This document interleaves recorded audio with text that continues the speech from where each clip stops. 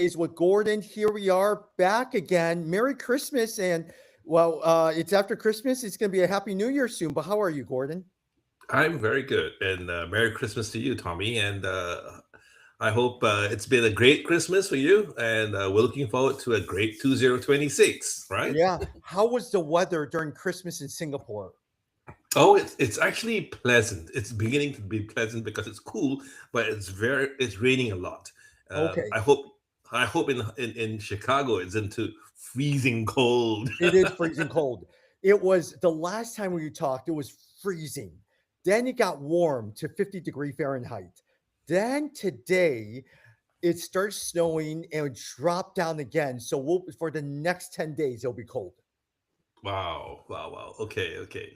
I was in Chiang Mai the week before Christmas, and I learned about cold fronts, and so we were fortunate. The week that we were there was less cold than the 2 weeks earlier. Well, I follow you on Facebook, so I see all the different things that you're doing. So it looked like you went with a friend and you found the one thing that I remember. I was reading your story on how you found a bar that you guys hung out at. Well, it actually wasn't a bar; it was a pop-up coffee shop stall. Oh, pop-up coffee shop. Okay, okay. So, like, is it a temporary pop-up or is it there all the It looked time? it looked pretty temporary, but he's there every day, so I think it's a structure that's a temporary structure, but it's kind of like semi-permanent. Mm. And what is it about the pop-up coffee bar that you enjoyed? Oh, okay. So it's probably a third the price of Starbucks. And the guy is grinding his coffee. He's the barista. It's a one-man operation, and he's doing everything. And friendly guy. Too bad we couldn't speak Thai, otherwise we'd have entered into a nice conversation with him. But Yeah. yeah, it was Got it. fun. So it was just you and your friend who went to Chiang Mai to golf. Well, because we know Thai people in Chiang Mai, so we met up with them and played golf with them. Oh, good, good, good, Yeah. good. Very, very good. Gordon, today we get a chance to talk about a topic that I love. All right. When it comes to American football, and we're going to talk about kickers today. I love American football. I am obsessed about American football. Exactly. I thought that would be something down your alley completely. So when I came across this article, and we're like, okay, we must talk about this one. Yes. And do you know, I mean, for those who are not familiar with it, and how much do you know about kickers and what their role is in American football? I know very little about American football, but this is such an interesting topic that I said I must actually get a Yeah. little more wisdom from Tommy. And for those who are not familiar with American football, is you could either throw a touchdown where a quarterback throws to a wide receiver or gives to a running back. But if you don't end up in what they call the red zone, then you score a touchdown, you could kick it through the uprights.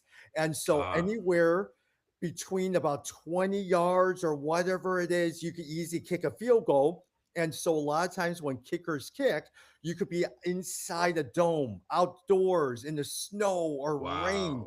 And there's so many. And when it comes down to 3 seconds on the clock, the snow and the wind, and you have to either tie it or you're down by one. You have all this pressure to make sure you kick it. And there are days those guys kick it, but there are days when they just miss it. And it is just Super Bowl or a playoff win or something like that. That's amazing, isn't it? Can you imagine? I mean, I was just imagining the pressure that this, I don't know, thousands of people looking at you as Yeah. you're there, you're holding up the team, and that's just that one more Yeah. minute or something like that. And wow, it's really pressurizing mentally. Gordon, can you imagine? Okay, if it was 20 yards, you could kick it.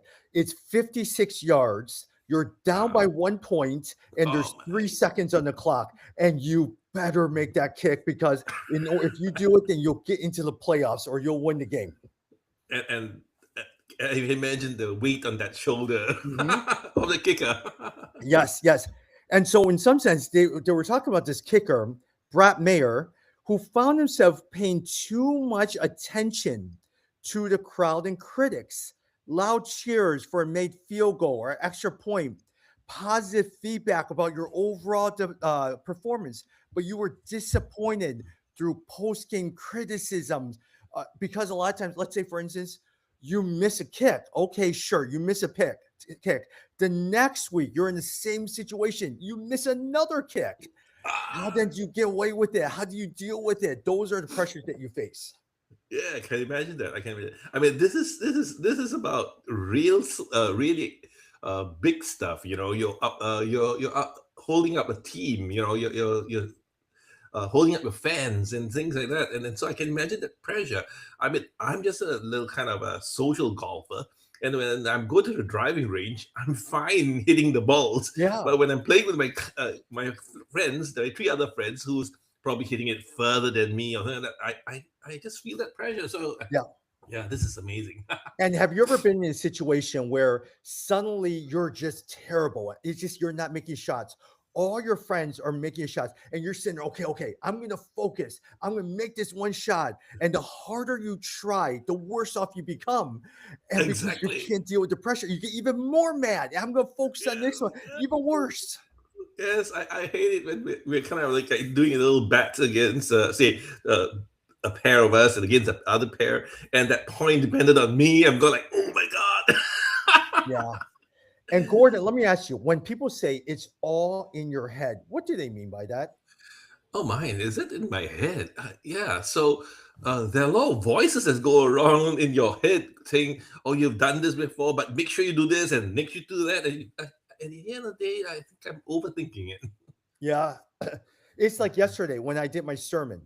Right before it's the last song of the worship, they've read the scripture. I'm about to go up. I'm standing out there, and suddenly you have all these butterflies.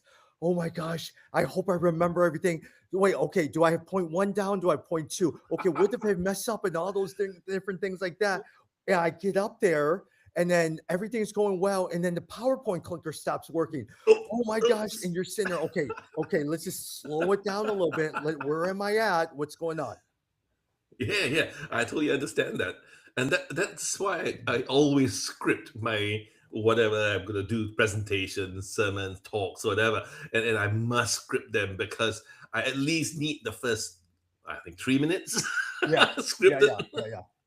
But there's something about it, and we'll go to this article. There's something when you're calm and it just goes with the flow and time just flies and you're not overthinking it. You're not thinking of, okay, I gotta do this. Step one, step two.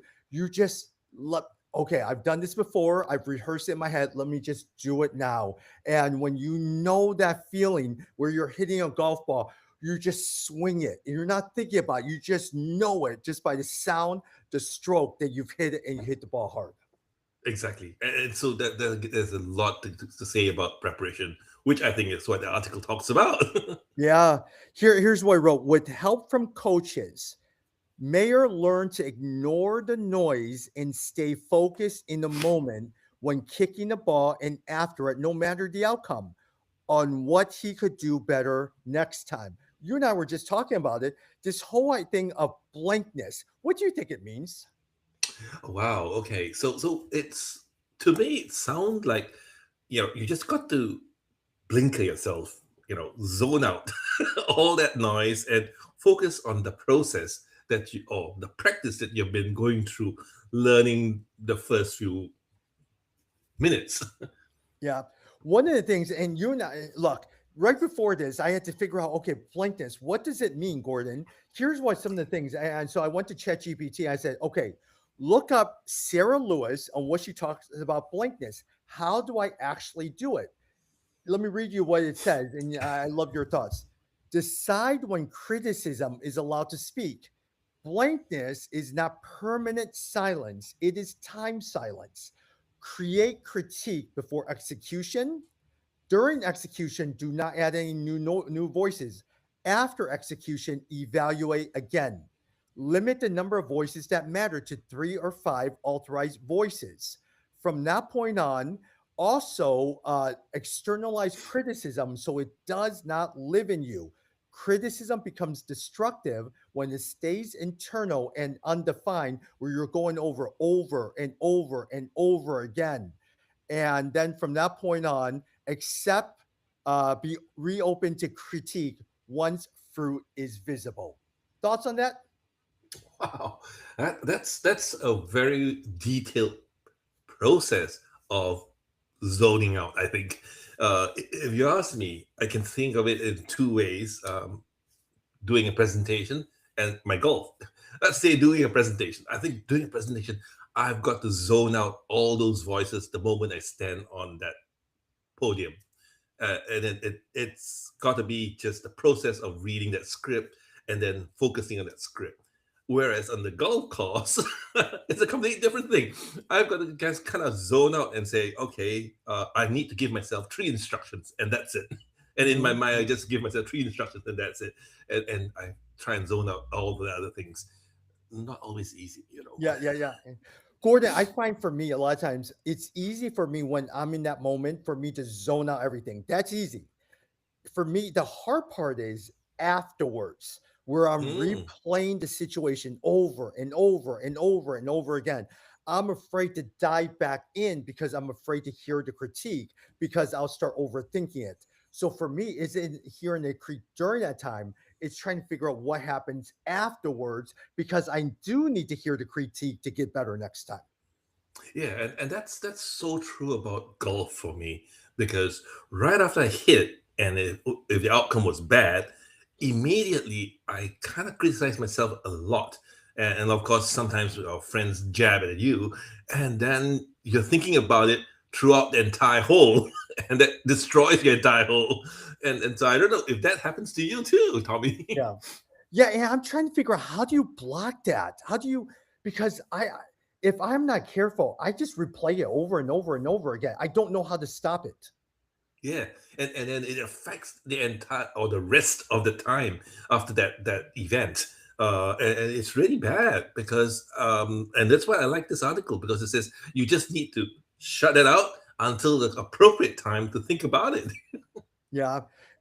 Leaders can envision themselves in a private bubble so they could tune out unhealthy critics, doubters, and even voices in their own heads and center themselves only on what they need to do or make how they make the decision at hand. Yes, and I think this is so important because really learning how to focus. I find that difficult. Focusing. It's not so much focus, being able to concentrate, but being able to focus because there's so much noise in my head. Yeah. Here's what he wrote. Another practice of Mayer is what he calls punctuating the kick. That is putting a period on it as the ball leaves the foot, not after it falls between or outside the goalpost. So you're not sitting there imagining what happens once it goes on the goalpost, good or bad. It's once you hit the ball, not where it lands. Yeah, no. So I found that super helpful because to me that I call that visualization. So if I was doing a presentation, I visualize myself standing up there doing what I need to do, doing a presentation. If I'm going to hit a ball and I'm focusing on hitting the ball, then I'm just visualizing what's the strokes right up to the point I hit the ball. So that's visualization for me, and I think that's what it describes. Yeah. And his attention remained only on how well he executed. How well he executed the techniques he practiced, and he repeated this practice so often that he could soon tell where a ball would end up without needing to look up from his feet. So in some sense, what it says, like whether it's in golf or whether it's sermon prep or speaking and all this stuff, you have to keep practicing and practicing and practicing and honing the craft so well that when you go through the practice, no matter how it comes, as long as you're following the technique, that's a success. Agree, agree. I don't know if you have the same experience, but that's where the drilling is important. You know that drill that you need to keep doing, so that regardless of the outcome of that execution, you know that you've done it or you haven't done it well. Yeah, yeah. Like for instance, with all my talks, I try to memorize it. I always will memorize every. So if I get in the habit of going through the period where I memorize it in my head, and I stand up there, and I am not just sitting there regurgitating information, but I am allowing it to flow from point one to point two, point three, and I just naturally am in tune with it. That's the process that I want. So I gotta keep practicing versus trying to figure out all right, what am I just saying? So I got to relax and slow everything down. Yeah, and I just want to kind of point out that as a speaker, I'm always looking at the audience, trying to get a feedback whether I'm resonating or not. And that's terrible on me. Does that happen to you? It does. It does all the time. Okay, here's another one. It says is leaders can also build routines to problem solving. What are the routines that you have, whether it's in golf or different things like that that you use? Okay, so that's one that's a bit more tricky because um, I can't think of routines to about problem solving. Yes, I mean I think there's a problem solving process, but it kind of varies, and so I don't have a standard routine. Do you have one? Like for instance, I am very emotional. And so I Mm. have to when I'm really hot about something, I can't make the decision right then. I have to slow it down, intentionally say, I need to think it over, give me a couple of hours because left up to me, I'll just make a decision right then and there. Then I have to find about 2 or 3 people who I know who are even keel, and I gotta run the situation by them in order to help me think through. That's and then once I've done all those things, then I'll make a decision. Left by itself, I will sit there and shoot an email and regret that I've done it. I like that process. I like that process because I think when I'm excitable, when the emotions are high for me, my brain is clouded, and I tend to do the thing that kind of the shoot from the hip thing, Yeah. and that's always bad. And I realize a lot of times when I'm giving a talk, my routine is I got to practice it. Let's say, for instance, it's on Sunday. I got to practice it on Monday. I start drafting the outline. Then Tuesday, I got to practice it one time. Wednesday, I practice it one time. Thursday, one time. Friday, one time. Saturday, two times. Sunday morning, I wake up really early. I got to be there by 9. I start practicing.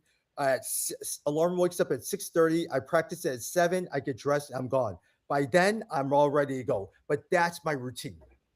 Wow, I like that routine. I like that routine. For me, I'm slightly different. I spend a lot of time thinking about what I'm going to say, and so my practice is really running through and verbalizing it because I find that what's on written down is very different from when you're saying Mhm, it. mhm, mhm. Yeah, so Yeah. that's for me. Side note, what about routine? Do you have a routine when you do golf? Oh yeah, wow. So I try to practice my routines at the driving range so that I can say, okay, I gotta, keep my back straight. I gotta swing this way. I should be forcing it. But old habits just keep coming back. Yeah. Okay, on separate note, do you feel like right before you start golfing, all right, my routines, I gotta use the washroom, I gotta grab a drink, I gotta eat a meal beforehand, or oh, I can't eat a meal, I gotta wait until afterwards. What is that routine right before? Golf is more relaxed, so it's more social. I don't have that doesn't put so much pressure, but I do have that for other more pressurizing incidences like speaking or coaching, yeah, or even going to a counseling room to for counseling sessions, and really you need to practice. Maybe practice is not the right word. Observe that kind of routine. Yeah. Have you ever heard the term icing the kicker? Do you know what that means? No, no. So that's where I wanted to find out from you. Hey, what's that supposed to mean? Gordon, let's say there's 3 seconds on the clock. You're at the 50-yard line. You're about to kick. And so everyone's set in all of those things. And the opposing coach calls a timeout. Oh He my needs to god. ice the kicker I because see. just when you're going through routine, I'm going to interrupt your routine and make you Right. even more nervous and overthink it. Right, Icing right. the kicker. Okay, so I understand that now because that's exactly what I thought I admire in Tiger Woods. And Tiger Woods I saw this video, it's so amazing. He was about to hit the ball when someone interrupted with a noise. And he was so disciplined that he stopped his stroke Mhm, right in the mhm. middle before he hit the ball and started again. And he had this frown, that angry face, but he started to calm and compose himself. And to me, wow, that's like, I don't, I need to practice a lot of that Yeah, yeah, to yeah. achieve that. Okay, you remind me of a funny story. Michael Jordan, way back in the day, over at the Washington, at that time it was called the Washington Bullets, was the name of the NBA team. There's a lawyer who was a fan of the Washington Bullets, and literally he would sit there he would get his seats right behind the Bulls bench. He would pay for it. And every single time Michael Jordan shot, he would sit there and heckle him and mess Oh with my him god. and yell at him. And Oh my he god. was so well known for this in order just to throw him off all the time. Whenever he shot a free throw, he would sit there and just interrupt him right then and there. Oh my god. And then here's the funniest thing. There was a negative book about Jordan called The Jordan Rules that was written. And so he brought this book, and I still remember this. Every time Michael Jordan would shoot a free throw, he would sit there and read excerpts from the book. Oh my god. So I totally understand that because it really messes up with your brain. Okay, so and then the reason why this guy started doing this, he got in trouble for the law, and somehow Michael Jordan got the jury papers or the law papers, and so then he whipped it out one day and started reading stuff from his deposition. That's funny. That is funny. And that's Yeah. his whole idea of icing the kicker.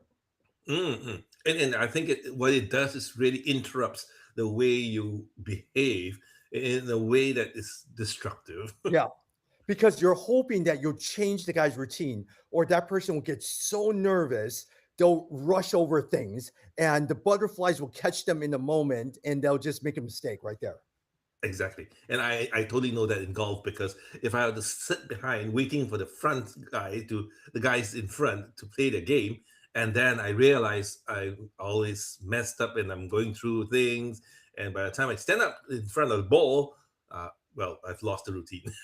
Yeah, and so a lot of times he says, "Hey, look, whenever they try to ice me, I would take it as an opportunity to reflect, to further study the wind conditions, reinspect the position, communicate with the holder, or mentally refocus and going back to my original routine." Yeah, I think that's really good advice. That's really good advice. Yeah. Hey, I'm telling you, I love this article. I thought it was a great article. I enjoyed it a lot. Yeah. Oh, thank you for this. Yeah. Well, now you actually have me trying to figure out what this whole idea of blankness is. So now I'm actually going to study on blankness, because how does a regular person wipe out the noise and not overthink the critique? You got to listen to critique. You got to evaluate, but how do you not allow it to bother you? So I want to look into that a little bit more. Wow, wow. Well, tell me a bit more. Maybe we could talk about it over this podcast someday.